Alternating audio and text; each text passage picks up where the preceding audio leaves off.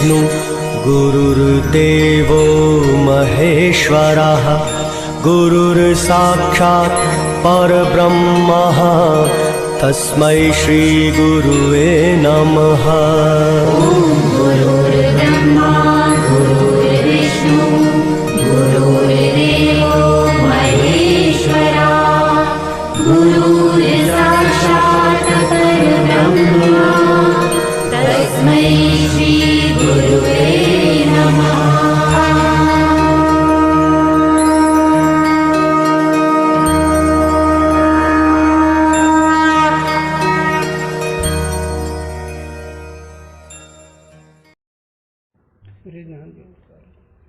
सच्चिदानंद स्वामी महाराज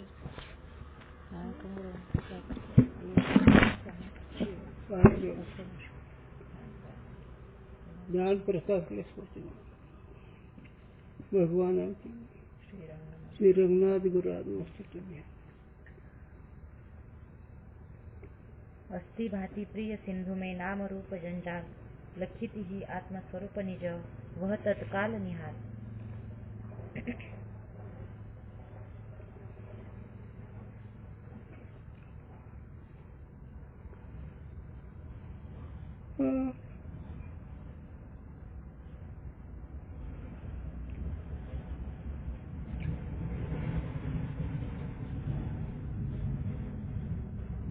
इस रीति से दोनों उपाधि एक देश में होने ते वृत्ति चेतन और विषय चेतन का अभेद होवे है या ते सुखादि ज्ञान शुद्धात्म ज्ञान प्रत्यक्ष रूप है।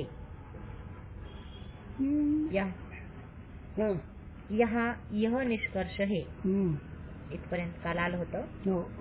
यहाँ यह निष्कर्ष है जहाँ विषय का प्रमाता से वृत्ति द्वारा अथवा साक्षात संबंध होवे तीस विषय का ज्ञान प्रत्यक्ष है। ही वाक्य कधी विसरू नका. प्रमाता म्हणजे जीव. त्याच्याशी वृत्तीद्वारे विषयाचा संबंध झाल्यावर त्याचं ज्ञान प्रत्यक्ष होतं. जोपर्यंत वृत्तीद्वारे प्रमात्याशी आणि विषयाशी संबंध होत नाही तोपर्यंत ते प्रत्यक्ष ज्ञान होत नाही.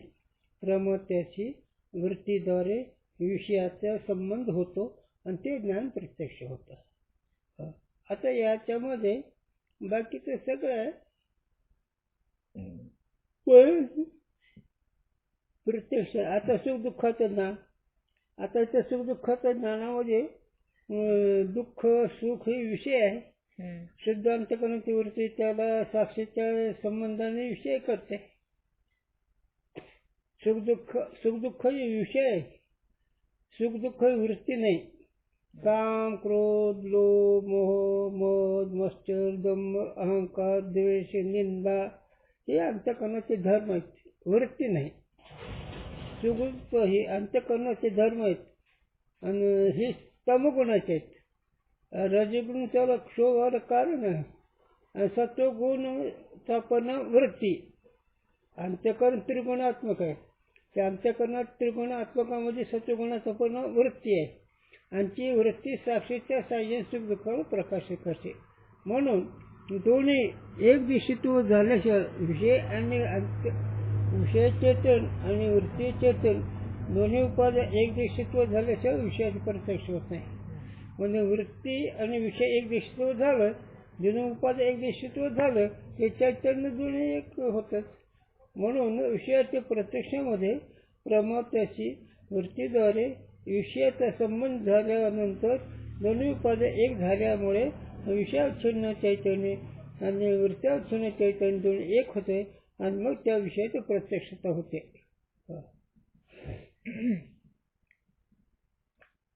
सो विषय भी प्रत्यक्ष कहिए है. वृत्तीद्वारे ज्या विषयाचं प्रत्यक्ष त्या विषयाला प्रत्यक्ष म्हणायचं. जैसे घट का प्रत्यक्ष ज्ञान होवे तब घट प्रत्यक्ष है ऐसा व्यवहार होवे है. हे घट आहे त्यावेळी वृत्ती संबंध तुम्हाला असा व्यवहार होतो प्रत्यक्ष. बाह्य पदार्थन का वृत्ती द्वारा प्रमाता से संबंध होवे है. बाह्य प्रमा जे आहे पाच ज्ञानेंद्रियद्वारे जे ज्ञान होतं ते वृत्तीद्वारे विषय संबंधद्वारे. सुखादीन का प्रमाता से साक्षात संबंध है अतीत हाँ, अतीत सुखाधिकन का हाँ। प्रमाता से वर्तमान संबंध नहीं। अतीत सुखाधिकन का हाँ प्रमाता से हाँ. वर्तमान संबंध नाही. हो गेलेलं भूतकाळाचं पण वर्तमान काळ सुख दुःखाच्याला प्रवृत्ती संबंध आहे. साक्ष. हा. वर्तमान काळ सुख दुःख होतेच का रे?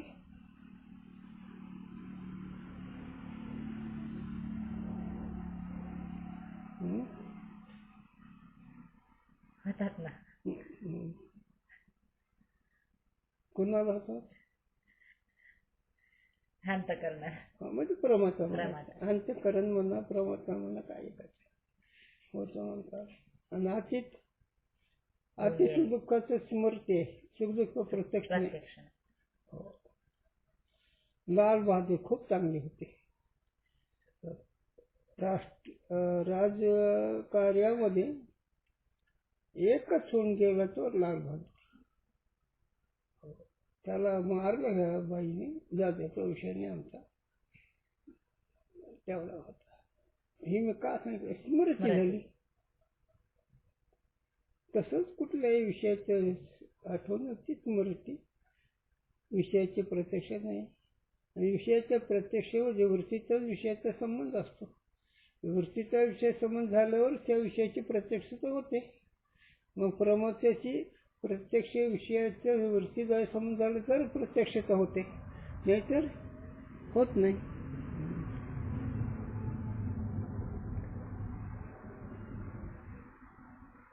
चला याचे अतीत सुखाधिकरण का ज्ञान स्मृति रूप है प्रत्यक्ष रूप नहीं. झालं की काय सांगायचं. अतीत सुखाधिकरण का भी प्रमाता में संबंध तो हुआ है हा तथापि प्रत्यक्ष लक्षण में वर्तमान का निवेश है. हो एवढंच. प्रत्यक्ष वर्तमान काल आहे आणि भूतकाळाची स्मृती एवढंच फरक आहे. सुख दुःखाचं जीवाशी संबंध आहे पण प्रमात्व नाही फक्त स्मृती आहे. आणि प्रत्यक्षामध्ये विषयाचा वृत्तीचा संबंध आहे. प्रमाता में वर्तमान संबंधी योग्य विषय प्रत्यक्ष कहिए है. हा आता प्रमाणाचे वर्तमान काळामध्ये योग्य विषयाचा संबंध असल्यावर त्याची प्रत्यक्षता होते. योग्य विषयाचा संबंध वर्तमान काळामध्ये जीवाशी वृत्तीद्वारे योग्य विषयाचे संबंध झाल्यानंतर योग्य प्रत्यक्ष होते. प्रमाता से वर्तमान संबंधी योग्य विषय का ज्ञान प्रत्यक्ष ज्ञान कहिए है. म्हणजे प्रमात्याचे नाम जीवाचे वर्तमान काळामध्ये वृत्तीद्वारे संबंध होते जे ज्ञान ते प्रत्यक्ष ज्ञान. योग्य नहीं कहे तो धर्माधिक सदा प्रमाता के संबंधी है. योग्य जर नाही म्हणा मग धर्माधिक जीवाचा संबंध येत नाही. त्याचे सुख दुःख व्हायला पाहिजे नेम त्याची प्रत्यक्ष व्हायला पाहिजे पण तसं काही नाही होत. मग सुख दुःखाचे प्रकट होण्याकरता काही संबंध आहे काही संस्कार आहे काही शब्दाचे संबंध आहे त्याच्यावर संस्कार निर्माण होतात म्हणजे स्मृती होती.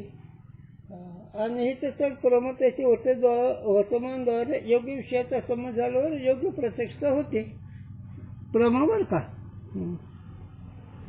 याते सदा ही प्रत्यक्ष कहे चाहिए. मग प्रमाचे संबंध जर म्हणलं तर सदाच प्रत्यक्ष म्हणायला पाहिजे. और तिनका शब्दाधिकरण से ज्ञान होवे तो प्रत्यक्ष कहा चाहिए. आणि त्याचे शब्द जिकापासून ज्ञान होतं त्याला प्रत्यक्ष म्हणायला पाहिजे. पुढे ते खंडन आहे. धर्माधिक प्रत्यक्ष योग्य नहीं. म्हणून आर्य वेळेला धर्माधिक प्रत्यक्ष योग्य नाही का. प्रमाणजन्य नाही ना. प्रमाणजन्य जे असतं प्रत्यक्ष योग्य असतं. याते लक्षण में योग्य पद के निवेश ते दोष नहीं. लक्षण म्हणजे योग्य पद योग्य वृत्ती योग्य प्रमाण हे असं यथार्थ प्रत्यक्ष होतं. प्रत्यक्ष प्रमाण होतं योग्य पद. मग स्मृती म्हणजे योग्य कुठे आहे. योग्य प्रमाण आहे का नाही. चला योग्यता अयोग्यता अनुभव के अनुसार अनुमेय है. अनुमानाद्वारे येते. योग्यता अयोग्यता योग्य ही अनुभवानुसार, आरोग्य हे अनुभवानुसार आहे. आता यामध्ये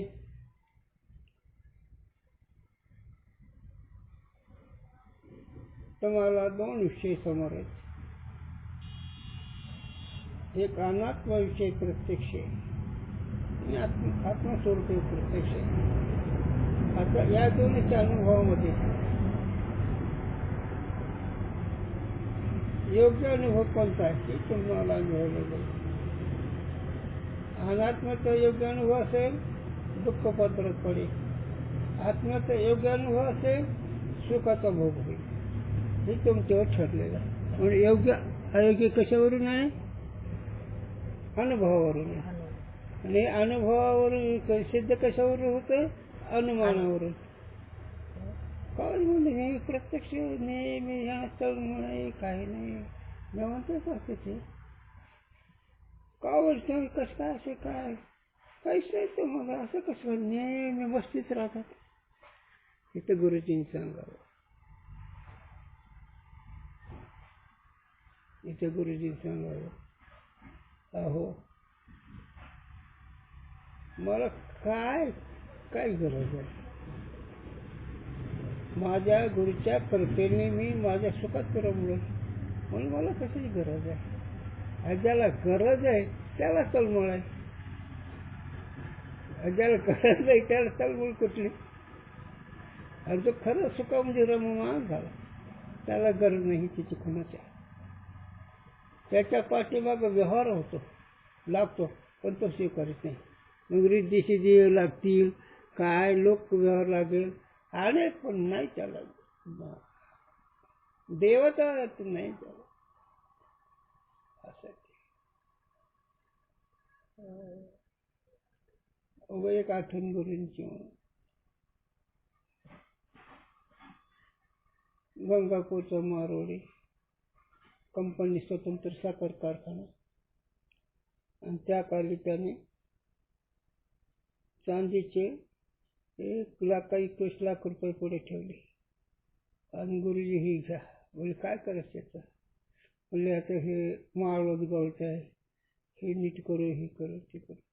नाही बोललं काय करायचं नाही, हिचं गवत तिथं बसता येतं. हे आम्हाला सांगता येतं कळलेलं आहे, परंतु आमची भूमिका त्यात नका बसू. पण मुळात पुढे सांगायचं मला,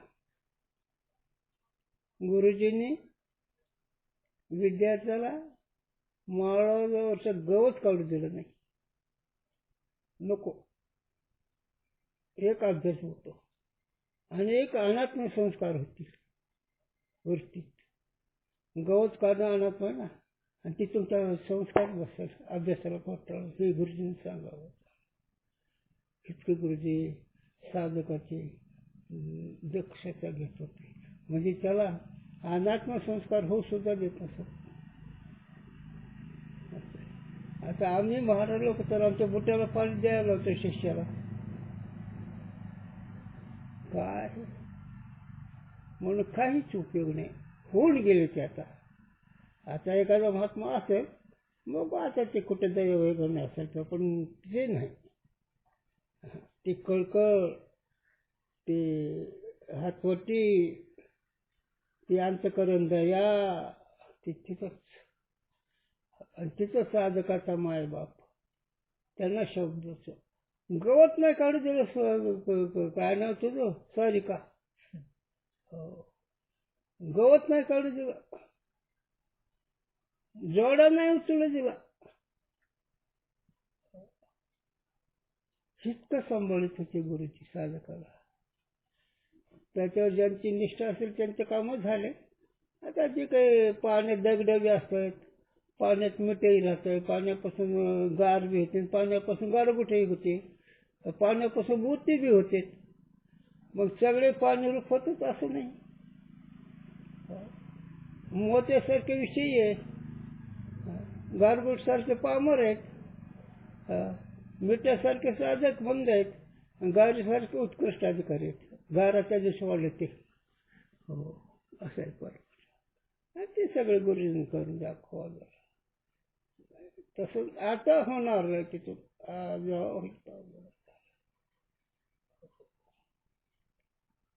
का योग्य काय?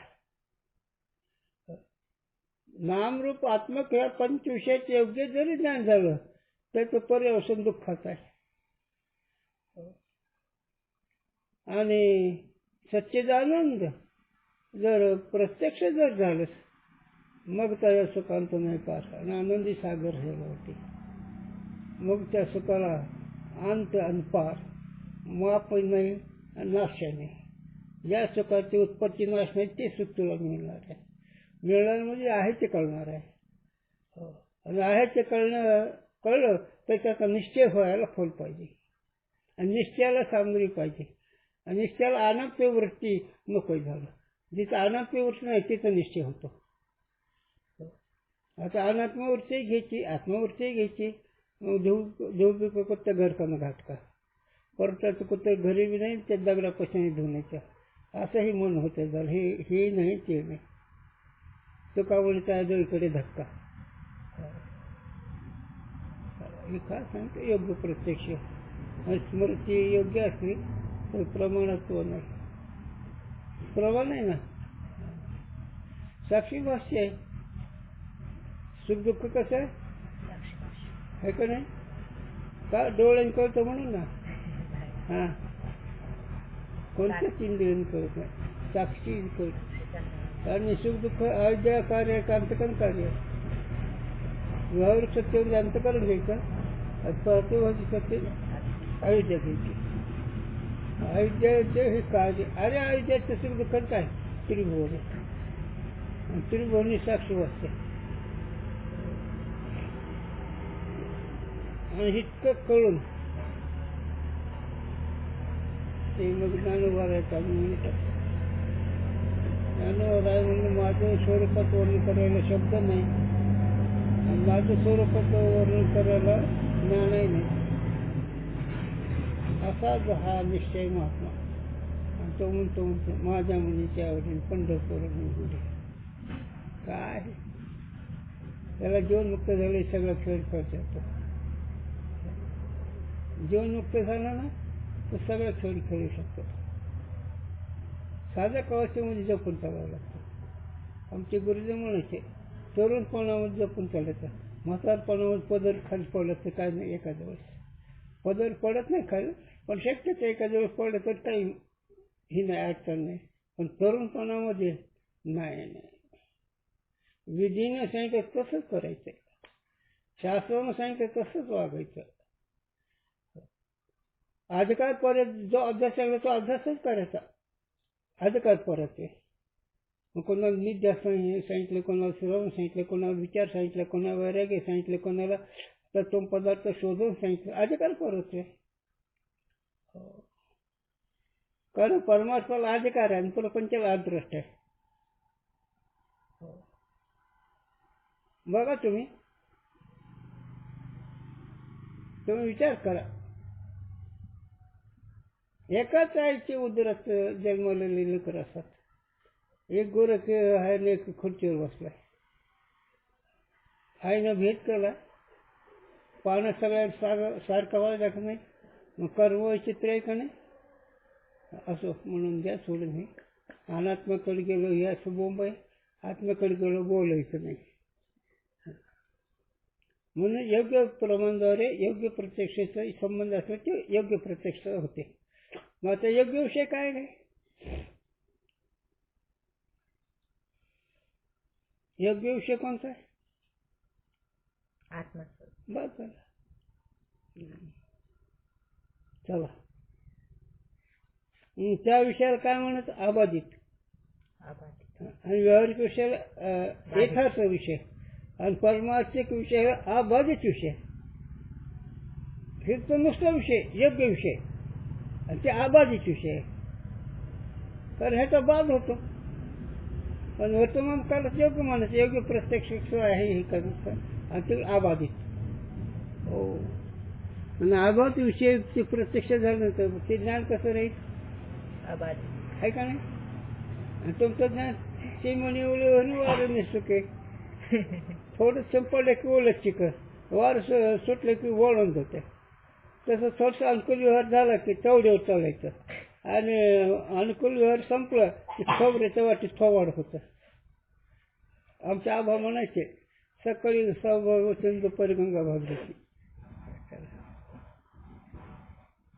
योग्यता अयोग्यता अनुभव के अनुसार अनुमेय है. आता इथं सांगितलं की ज्या वस्तु में प्रत्यक्षता का अनुभव होवे तामे योग्यता है.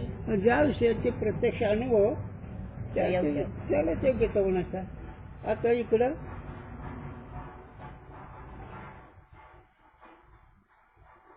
माझा पहा अनुभव आणि केला जो तुला योग्य. इकडे आहे पण भ्रमप्रमाण आहे. लौकिकदृष्ट्या व्यावहारिक प्रत्येक योग्य मानायचं पण तात्विकदृष्ट्या भ्रम आहे. लौकिकदृष्ट्या प्रसंग प्राप्त व्यावहारिक सत्तेद्वारे योग्य मानायचं पण समजून प्रातिभाषिक ठेवायचे. ज्याची समजून प्रातिभाषिक आहे त्याला स्मरण नाही कुठलं चिंतनाचं व्यावहारिक.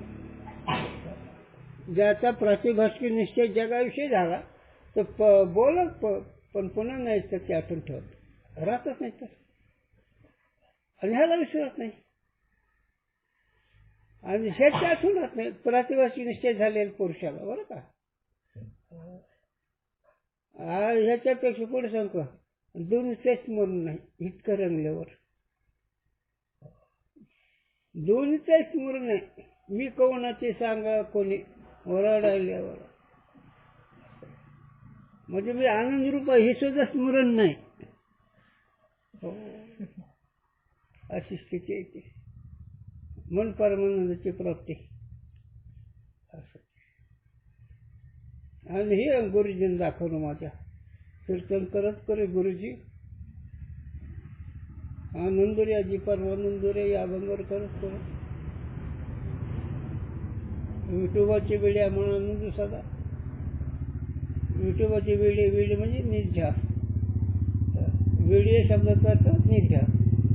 त्याचे सांगत सांगत वरती स्थिर जी झाली की अर्धा तास कीर्तन बंद सगळे बंद नुसतं आनंदात राहिलं.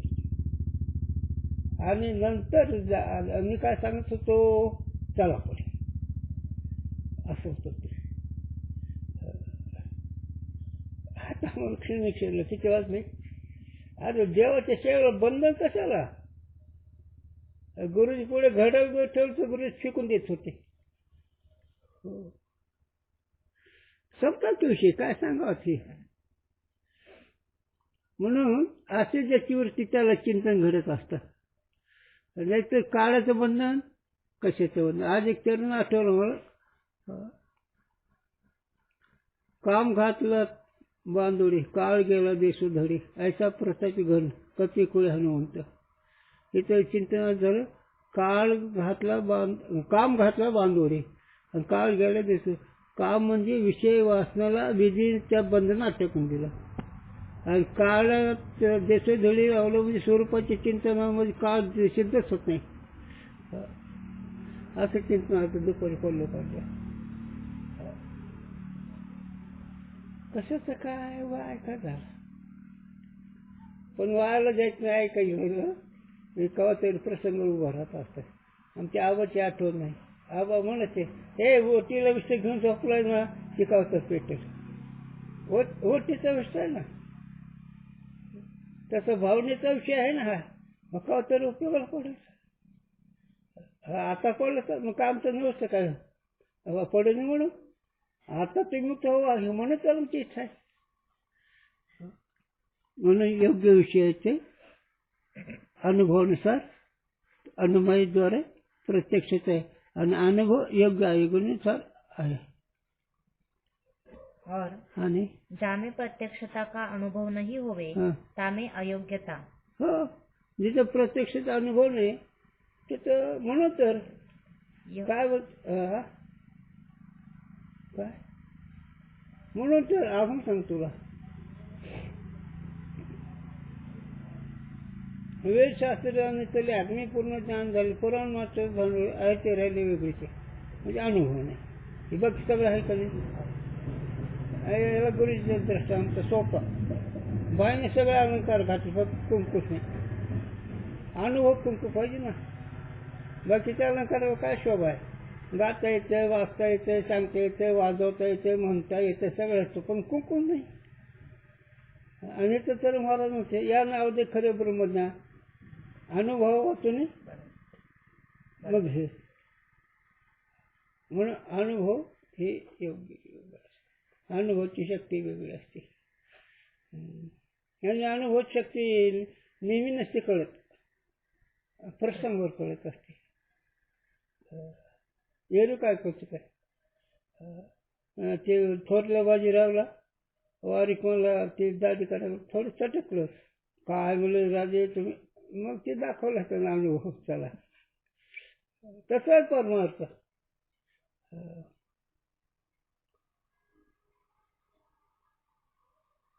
यह अनुमान अथवा अर्थापत्तीचे ज्ञान होवे. अर्थापत्तीने अनुमानाने ज्ञान होतं. अर्थापत्ती म्हणजे अर्थ कुठला परिणाम नाही झाला, त्या अर्थनिश्चयात बदल नाही. अहो ह्याचं काय झालं, सगळं झालं तर याला काय चुक नाही. आमचं साधक आमचा मुक्त लक्ष म्हणतात त्या पोरगा करता सगळं व्यवस्थिशीर त्याने कळलं, व्यवस्थिशीर बसवलं. आमच्या त्याला खायची मार होती. बायको येडी पदरा पडली आणि तात्याला करावं लागलं होतं. आणि तात्या असलाच आमच्यासारखा, पण अनुभवाची गोष्ट. बायको वारली तेव्हा मुलगा मरत होत असते. बरं पोरग मिळालं, डोळ्याला एक थेंब नाही आला. लोक बोलले का बाप आहे का दगड आहे बोलले. त्याला काहीच नाही, सगळं औषध पाणी करायचा. त्या पोराला ज्याचं आयुष्य संपलं त्या पोराला औषध पाणी करायचा, सगळं बघायचा, पण आयुष्य संपलं काही नाही निवांत. मग हे वेळेवर अनुभव होत असतात. एरवी काही नाही. मग एरवी गोळ्या खाते त्या, एरवी व्यवस्थित राहते, बीपीच्या गोळ्या खाते. आणि त्यावेळेस काय वाटलं नाही. मग वेळेवर कळलं का आता कळलं. गोळ्या खाल्ल्यावर म्हणजे काय मुक्त होत नाही का? गोळ्या खाल्ल्यावर मुक्त नसतो का काय? एवढी मुक्त त्यानं गोळ्या काय खायचं हे तर तुम्हाला कळत नाही. योग्यता अयोग्यता इस रीति से नैयायिकन को भी माननी चाहिए. अशा रीतीने अनुभवावरून कोणी असो, अनुभवावरून ते मानायला पाहिजे. नैयायिक असो, वैशेषिक असो, पतंजली असो, कोणी असो, अनुभवानुसार योग्यता बनानी पाहिजे. जिनके मत में सुखाधिक और धर्माधिक आत्मा के धर्म है, तिनमें मन संयुक्त समवाय संबंध सर्व से मन का है. आता ते नैयक मत बोलू लागले. ते सुख दुःखाधिक धर्म आत्म्याचे आहेत आणि ते मनाच्या संयोगाने ते प्रगट होतात. आणि ते समवाय संयोग संबंध समवाय समवाय आत्म्याचा आणि मनात समवाय संबंध असल्यामुळे सुख दुःख प्रत्यक्ष होतात. तथापि योग्यता होने से सुखाधिकन का मानस साक्षात्कार होवे है. म्हणजे योग्य असल्यामुळे मनाला त्याचं ज्ञान होतं. और योग्यता के अभाव से धर्माधिकरण का साक्षात्कार होवे नहीं. जर योग्य नसले तर त्याचा अनुभव येत नाही. साक्षात्कार म्हणजे अनुभव याते योग्यता अयोग्यता सर्व मत में अंगीकरणीय है. म्हणून कोणत्या मत असो, सांख्याचा असो, नैयिकाचा असो, पतंजलीचा कोणाचाही असो, ते योग्यता अयोग्यता अनुभवानुसारच सिद्ध करावं लागते. इस रीति से प्रत्यक्ष योग्य वस्तु का प्रमाता से वर्तमान संबंध होवे तहा प्रत्यक्ष ज्ञान होवे है. नेहमी विसरायचं हे वाक्य महत्वाचं. काय प्रमाता? प्रत्यक्ष योग्य वस्तू का प्रत्यक्ष योग्य वस्तूचं प्रमाताशी वर्तमान संबंध होवे, वर्तमान काळामध्ये संबंध झाल्यावर तहा प्रत्यक्ष ज्ञान होवे है. तिथं प्रत्यक्ष ज्ञान होतं. ह्याला दृष्टांत द्यावा गुरुजीने. विष्ठ्याचा संबंध झाल्यावर किती तासाने विष्ठू पडलेला कळतो लगेच. याच्यात काय कळलं? संबंध. तसं वरती कोणत्या विषयाचा संबंध झाला, योग्य विषयाचा वर्तमान काळामध्ये योग्य प्रमाणाने संबंध झाल्यावर त्या विषयाचे योग्य प्रत्यक्ष होते, योग्य ज्ञान होतं.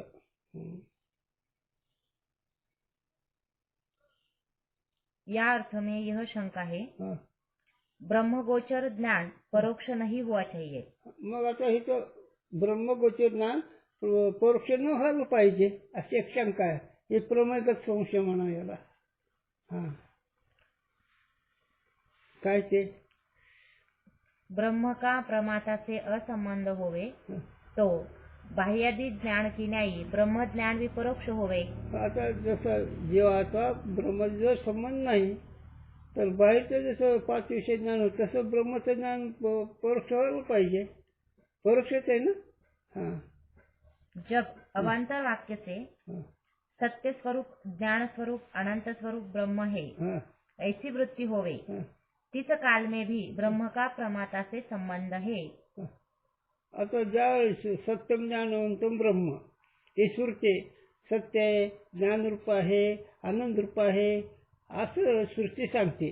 त्या काळामध्ये त्या कालामध्ये सुद्धा जीवाचा ब्रह्माशी संबंध आहे. हा. याते म्हणून अवान्तर वाक्यजन्य ब्रह्म ज्ञान भी प्रत्यक्ष ही हुआ चाहिए. मग अवान्तर वाक्यजन्य जे ज्ञान आहे ते प्रत्यक्ष व्हायला पाहिजे. का होत नाही रे? ते सुरक्षेचं बोधपद नाही म्हणून. तो ब्रह्म असं कुठे लिहिलं? सत्य ज्ञान ब्रह्म एवढंच आहे. हा. म्हणून वस्तुगत प्रत्यक्ष सगळ्याला आहे, पण ज्ञानगत प्रत्यक्ष नाही सगळ्याला. सांगा, झोपीवर सुखाचा अनुभव कोणाला नाही? सगळ्या बायका पोराचा अनुभव आहे का ते? नाही. पैसा अडकाचा अनुभव आहे का ते? शास्त्र पंडिताचा अनुभव आहे का ते? कलाचा अनुभव आहे का ते? विद्वतेचा अनुभव आहे का ते? हे सगळं सोडून सुखाचा अनुभव. मग ते सुख वस्तुगत प्रत्यक्ष नाही का ज्ञानगत प्रत्यक्ष नाही? ज्ञानगत. हा, ज्ञानगत नाही. ज्ञानगत प्रत्यक्ष नाही, वस्तुगत प्रत्यक्ष. म्हणून मग ज्ञाने विनाशिले वेळी तेरी मी कैसा मुका प्रतिभावना करायचा. अर्जुना मी कसा आहे? जसा सूर्य सगळ्याला प्रत्यक्ष तसं स्वरूप सुख सगळ्याला अनुभव आहे, पण ज्ञान नसल्यामुळे ज्ञाने मी ते ज्ञान मी ब्रह्म आहे असं ज्ञान झालं पाहिजे. ब्रह्म आहे हे परोक्ष ज्ञान आहे, पण मी ब्रह्म हे अपरोक्ष ज्ञान आहे. आणि सत्यम ज्ञान या सृष्टीमध्ये तोम पदकवाचक पद नाही ना. म्हणून योग्य प्रमाण घातलं ना. मग अवान्तर प्रमाण, योग्य प्रमाण. योग्य प्रमाण का? तत्वमसी महावाक्य. और सिद्धांत में अवान्तर वाक्यजन्य ब्रह्म ज्ञान प्रत्यक्ष नहीं किंतु परोक्ष है. सिद्धांतामध्ये, वेदांत सिद्धांतामध्ये अवान्तर वाक्याकडून परोक्ष ज्ञान होतं. देव आहे, तू आहे, हे कोणतं ज्ञान झालं? तू आहे, दाहवा आहे, तो दाहवा आहे. परोक्ष. ब्रह्म आहे, परोक्ष. तो ब्रह्म आहे, प्रत्यक्ष. तू दाहवा आहेस. प्रत्यक्ष. मग योग्य प्रमाणाने जे असतं ते अवान्तर वाक्याकडे अवान्तर ज्ञान म्हणजे परोक्ष ज्ञान होतं. अवान्तर वाक्याकडे काय ज्ञान होतं? परोक्ष. परोक्ष. म्हणून तर काही अभंग किंवा काही साधनचं अंगमय काही परोक्षच राहत आहे. हो. विठ्ठल जळी थळी भरला, रीता ठाव नाही उरला, ब्रह्म सर्वगत सदसम, हे अवान्तर वाक्य झालं. तुका म्हणे हा तो सोय परब्रह्म, अपरोक्ष वाक्य झालं. प्रत्यक्ष. तरी एक सृष्टीला अनुसरून जवळचं वाक्य आहे. सो उक्त रीती से संभवे नाही. म्हणून वरच्या रीत कोणते प्रमाण त्याची वर्तमान कालात योग्य प्रमाणाने विषयाची प्रत्यक्ष होती ते यासाठी प्रत्यक्षच आहे. आणि अशा रीतीही संभवत नाही. उक्त रीतीशी संभव. या शंका का यह समाधान है. प्रत्यक्ष लक्षण में विषय का योग्यता विशेषण कहा है. हो, प्रत्यक्ष योग्यतेचं म्हणजे त्या विषयाचं लक्षण सांगितलं ना. योग्यता विशेषण कहा है. कशाचं विशेषण कसं सांगितलं? विषयाचं का प्रमाणाचं? वर्तमान विषय काळ का विषयाचं हा बघा. मग ब्रह्मचं लक्षणाने कळलं तर ब्रह्म प्रत्यक्ष होईल का नाही? का नुसतं कळल्यावर? लक्षण अहो ते माणूस अरे हाय बा माणूस पण कसा आहे कोणास ठाऊक. लक्षण त्या स्वभाव का दिसायला तर चांगलं दिसत पण स्वभाव काय मग त्याचं लक्षण कळलं पाहिजे. तैसे योग्य प्रमाणजन्यता ज्ञान का विशेषण हे. म्हणून योग्य प्रमाणजन्य जे ज्ञान आहे त्या ज्ञानाचं विशेषण ते प्रमेय आहे. प्रमेयाचे जे लक्षण पदार्थाचे जे लक्षण ते विशेषण आहे. याचे म्हणून उक्त दोष नाही. म्हणून वरचा दोष नाही. त्यांनी सांगितलं होते सत्य ज्ञानवंत ब्रह्म प्रत्यक्ष नाही ना वातावंत राहायचे. काहे ते प्रमाता से वर्तमान संबंध वाला जो योग्य विषय ताका योग्य प्रमाणजन्य ज्ञान प्रत्यक्ष ज्ञान कहिए है. तो सांगत एवढा विषय तेवढं सांगण्यासारखा म्हणून सांग म्हणतो बरं का. काय ते प्रमाता से वर्तमान संबंध वाला हा म्हणा जो योग्य विषय ताका योग्य प्रमाणजन्य ज्ञान. सांग आता. योग्य विषयाचं योग्य प्रमाणजन्य ज्ञान प्रत्यक्ष ज्ञान. कोणाला? प्रमाता. तिथं जसं त्याच शब्दात बोलावं तिथं जे लय त्याच वाक्याने बोला म्हणजे आणखी त्यात विशेषत्व राहतं. तुमच्या समजूत बोललात हे बिनचूक आहे पण त्याच वाक्याने तिथं वाक्य तसं बोला म्हणजे जरा एक विषय वाटतो पुन्हा. तिथं जे लिहिलं ना त्याच्या मराठीत करा.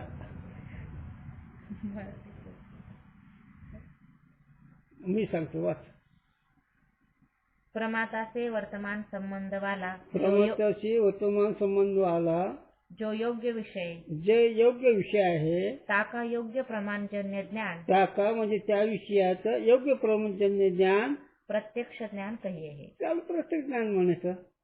प्रमात्याची योग्य विषयाचं योग्य प्रमाणजन्य जे ज्ञान ते योग्य ज्ञान. वर्तमान संबंध वर्तमान मध्ये घ्यायचं. हा एक वर्तमान घ्यायचं बरं का. वर्तमान महत्वाचं आहे. वर्तमान सगळंच महत्वाचं आहे. योग्य पाहिजे प्रमाण योग्य पाहिजे वर्तमान काळ पाहिजे म्हणून धन्य काळ संत भेटे पायी मिठी पडे. योग्य काळ आला ज्यावेळी ज्ञानोबा तुकोबाराची भेट ते योग्य काळ धन्य काळ संत भेटे पायी मिठी पडली येतो. आणखीन काय महत्वाचं आहे?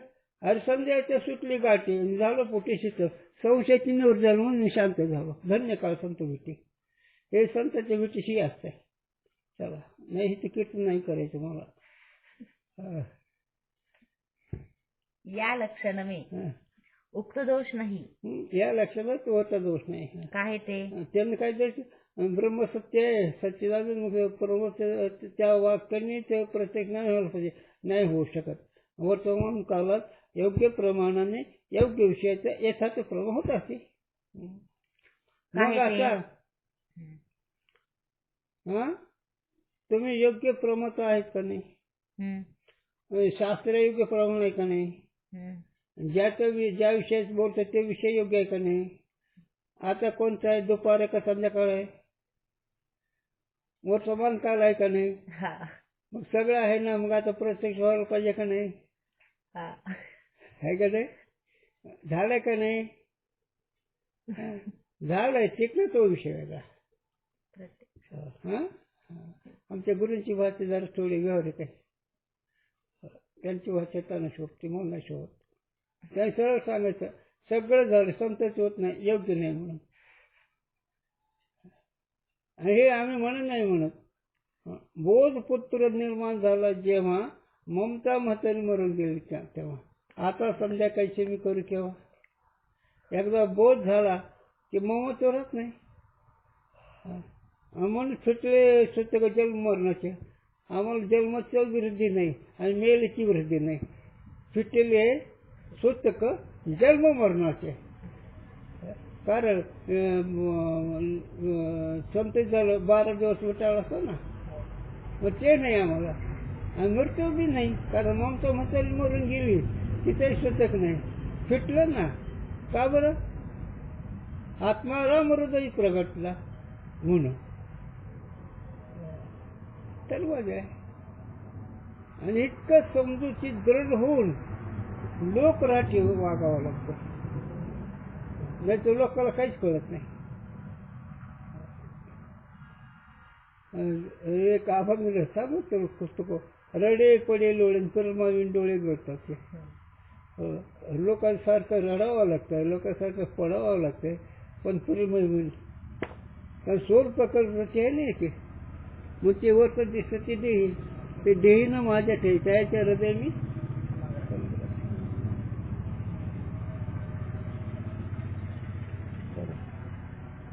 काहे ते वाक्य का यह स्वभाव है, श्रोता के स्वरूप बोधक पद घटित वाक्य ते अपरोक्ष ज्ञान होवे हे. श्रोता म्हणजे ऐकणाऱ्याचं, त्या वाक्यामध्ये ऐकणाराचं जे आहे ऐकणारा त्याच्या स्वरूपाचं पद त्या वाक्यामध्ये असलं त्याला अपरोक्ष होते. आणि त्याच्या स्वरूपात पद जर नसेल बोधक अपरोक्ष होत नाही. का बरं?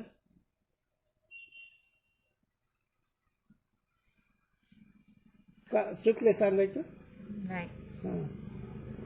पद घटित, पद घटित म्हणजे युक्त, घटित युक्त, घटीच्या शब्दाचं युक्त. शिवाचं पद त्या वाक्यामध्ये युक्त असं पाहिजे, जोडणं असं पाहिजे. श्रोता के स्वरूप बोधक पद रहित वाक्य ते परोक्ष ज्ञान होवे हे. त्याचं पदच नाही बोर ऐकून त्याला परोक्ष ज्ञान होतं. विषय सन्निहित होवे और प्रत्यक्ष योग्य होवे तो भी स्वरूप बोधक पद रहित वाक्य ते अपरोक्ष ज्ञान होवे नाही. त्याच्या हृदयामध्ये निराम असा सर्व सुखाचा की भ्रांताचे काम विषयावर आहे का? योग्य पद नाही ना. देव सगळे म्हणतेस नाही, सगळ्याच ठिकाणी आत्मा, सगळ्याच ठिकाणी आत्मा. अरे आत्मा सगळे, पण तू अनुभवले का? त्याच्या आत्माला दोन घातला ही व्यवहारिक भाषा ते नका सांगायचं.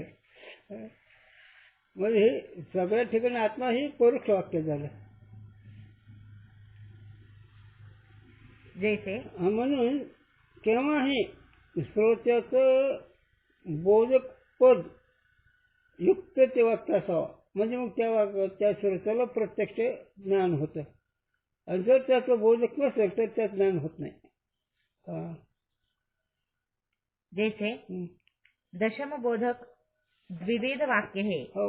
एक तो दशमो अस्ति ऐसा वाक्य है और दूसरा दशमस्त्वम असि ऐसा वाक्य है. आता दोन वाक्य आहेत.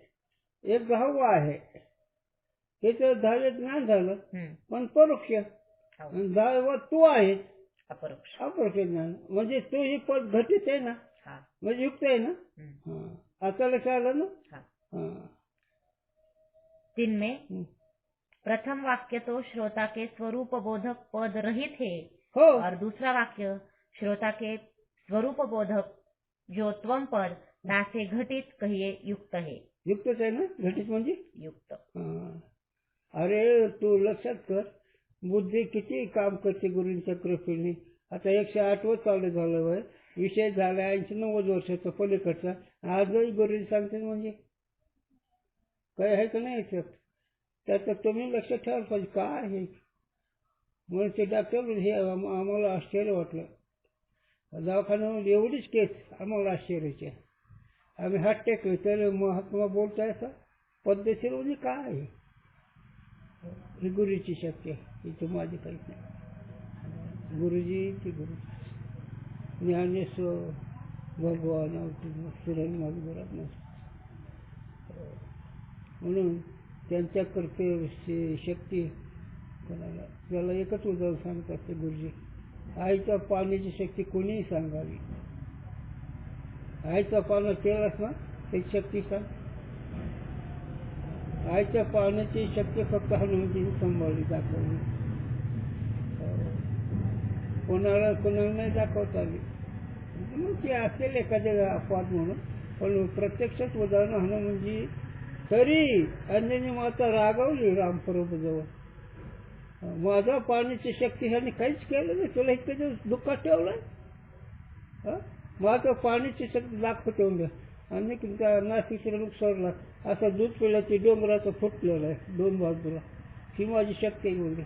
आणि आणखीन सांगू, असं नुसतं वेळा मारला त्या येणे सगळ्या पृथ्वीला वेळा टाकला आणि सांगला मग कुठं टाकू हिला. आणि हीच काय शक्ती असून एवढा मोठा माझा पाला केला हनुमान आणि त्याला इतकं दुःखात ठेवलं. हे आपल्या करता त्यांना सगळं कळत असतं. हनुमान जेव्हा माहीत नव्हतं काय, रामाला माहीत नव्हतं. हे त्याचं तात्पर्य काय घेते, आईच्या पाण्याची शक्ती हनुमानजीने दाखवली.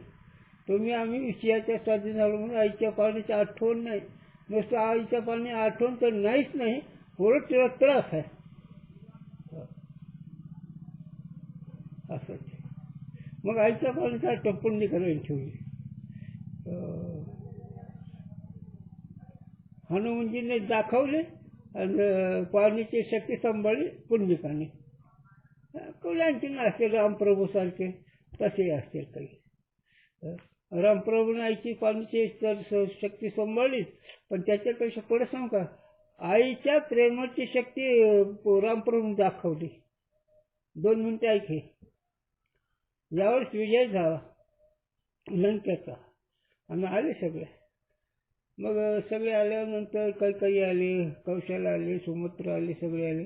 काही समाज वाटला आता राम काही केलं, काहीतरी शिक्षा देतो असं समज झाला. पण पहिले काहीच्या पायावर लोक ठेवलं.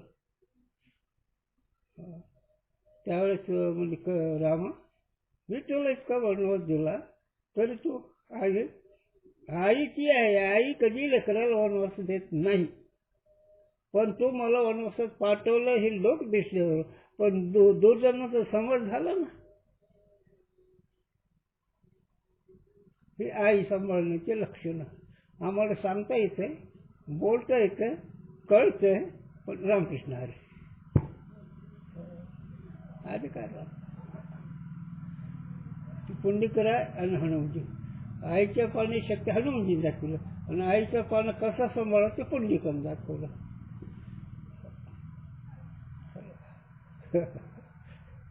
हे कशामुळे सांगितलं मी?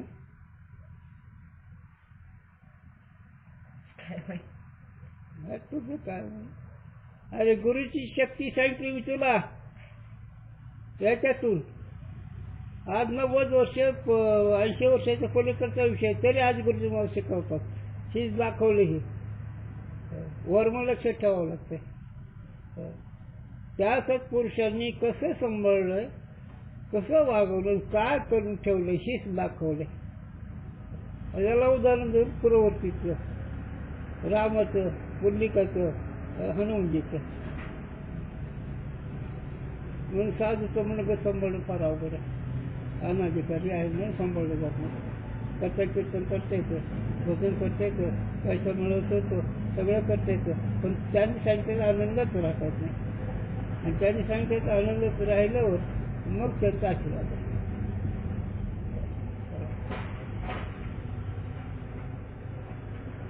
तीन में प्रथम वाक्य श्रोता को दशम का परोक्ष ज्ञान ही होवे है. भाव आहे ते परोक्ष ज्ञान होता.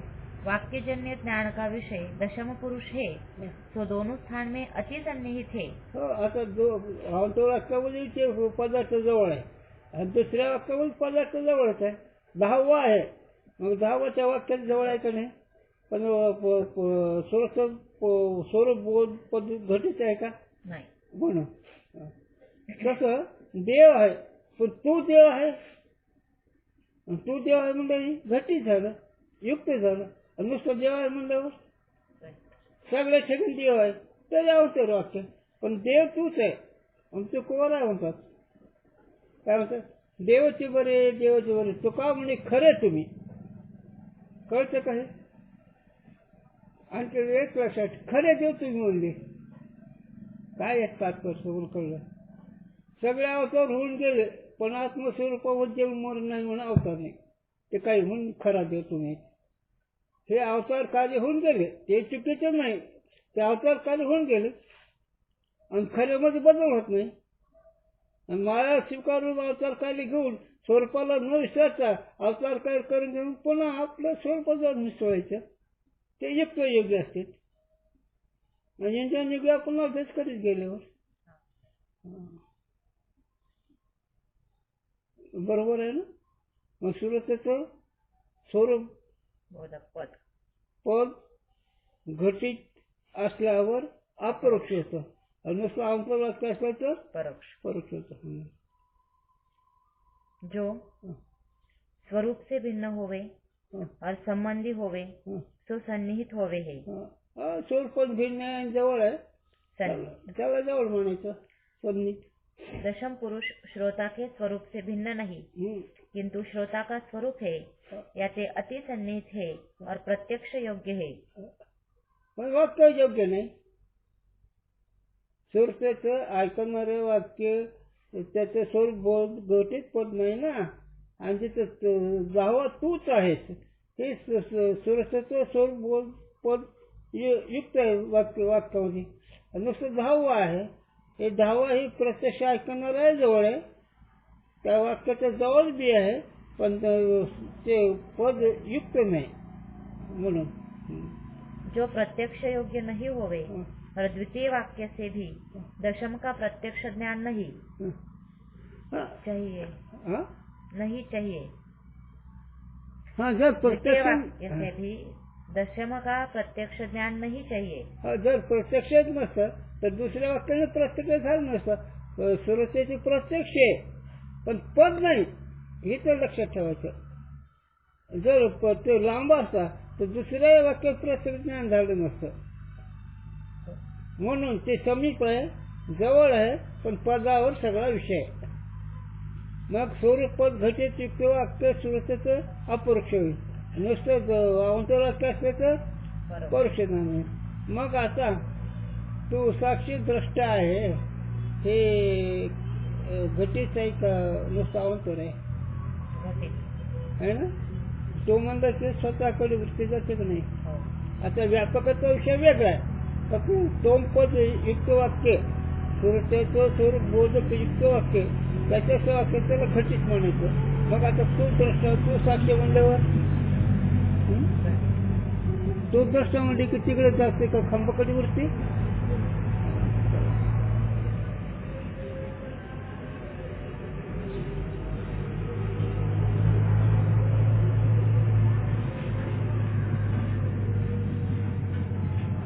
और द्वितीय वाक्य से प्रत्यक्ष ज्ञान होवे है हो दुसऱ्या याते वाक्य प्रत्यक्ष योग्य है. म्हणजे तोम दशमुख तोम असे धावा तूच आहे या वाक्याने प्रत्यक्ष ज्ञान होतं. कारण त्याचं स्वरूप पद आहे ना त्यात. इस रीति से अति सन्निहित और वाक्यजन्य प्रत्यक्ष योग्य दशम का जो वाक्य से प्रत्यक्ष ज्ञान होवे नहीं वह वाक्य अयोग्य है. विषय जवळ आहे फक्त वाक्य योग्य नाही. तर वाक्य परोक्षज्ञान होतं तेवढे तात्पर्य आहे. द्वितीय वाक्य से तिसी दशम का अपरोक्ष ज्ञान होवे है याते द्वितीय वाक्य योग्य है. दुसरं वाक्य धावा तूच आहे हे वाक्य योग्य आहे. वाक्यों की योग्यता अयोग्यता में और तो कोई हेतु है नहीं. आणि वाक्याच्या योग्यता अयोग्यामध्ये काही दुसरं कारण नाही. फक्त एकच स्वरूप पद बोधक पद युक्त पाहिजे. वाक्यामध्ये ऐकणाऱ्याचं बोधक पद युक्त असलं पाहिजे. नुसतं अवंतर वाक्य नाही. अहो अहो हे आहेत हे अरे हे कोण आहेत.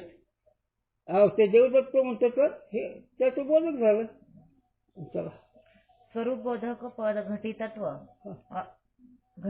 और स्वरूप बोधक पद रहितत्व ही योग्यता के और अयोग्यता के संपादक है. दोन्ही संपादक दोन्ही एक स्वरूप बोधक युक्त आहे आणि युक्त नाही घट रहित. म्हणजे दोन्ही संपादक आहे. इस रीति से दशमत्वम असि यह वाक्य तो योग्य प्रमाण है. म्हणून अशा रीतीने जावा तूच आहे ते वाक्य योग्य आहे. तिससे जन्य दशमो अहम यह प्रत्यक्ष ज्ञान है. त्याच्याकडून त्या वाक्याकडून जावा मी आहे असं ज्ञान होतं. ते जावा तो त्या वाक्य पासून म्हणजे वाक्य झालं जनक ज्ञान झालं जन्य आणि त्याला अनुभव येतो त्या ज्ञानाने मी 10 आहे म्हणून. तैसे दशमोस्ती यह वाक्य अयोग्य प्रमाण है तिसते जन्य कहिए उत्पन्न जो दशमहा कुत्र छिदस्ती ऐसा दशम का ज्ञान तो परोक्ष है. 10 तोच आहे. किंवा 10 तो मुलगा झाला ते परोक्ष ज्ञान आहे, अपरोक्ष नाही. 10 तो आहेस ना का 10 आहे. 10 दशमहा कुत्र छिदस्ती. कुत्र हो ना. कुत्र पुत्र का कुत्र क कुत्र पुत्र. बर. कुत्र छिद अस्ति ऐसा दशम का ज्ञान तो परोक्ष है. 10 तोच आहे. 10 तो एक मुलगा आहे, कोणीतरी आहे. कोणीतरी आहे, असं परोक्ष ज्ञान आहे. तैसे ब्रह्मबोधक वाक्य भी 2 प्रकार के. तसे वाक्यामध्ये 2 प्रकार होते ब्रह्मज्ञानाचे. ते 2 प्रकारचे विषय होते.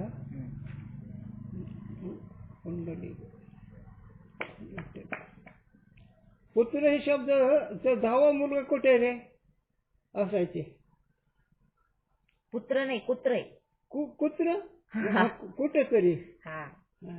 कोणीतरी आहे. 10 कोणीतरी आहे. कुठेतरी आहे. कुठेतरी का. आता मग वाक्य चुकीचे झालं असं अर्थ वेगळं होतं. कुठेतरी म्हणजे कुठेतरी. कुठे तो 10 मग सांगतो 1 2 3 4 हे 10 पण 10 कुठे आहे अगोदर. तो परोक्ष. परोक्ष. तसं ब्रह्म आहे. पण ते कुठे आहे.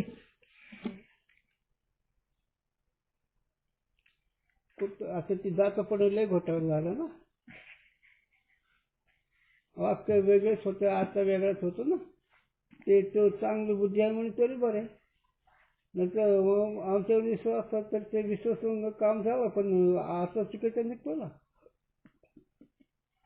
म्हणून ऐकणारे माऊली म्हणतो ऐकणारे चित्र पाहिजे. नंतर याचे रघुवीर संदर्चा मोठं लोकच ऐकणारा म्हणजे मुलींना सांगा स्वतः होते पण मोठं डोक्यात होते. आणि ते एक महाराज जरा विनंती करणार होता, बाई तुमच्या पर्सामधला पिंपळ आणि आड चूल बचावून ठेवला. हो बाबा समजलं. बाय कशी यायची काय सांग मोठ डोक्याच्या माणसं काही हो म्हणत असते.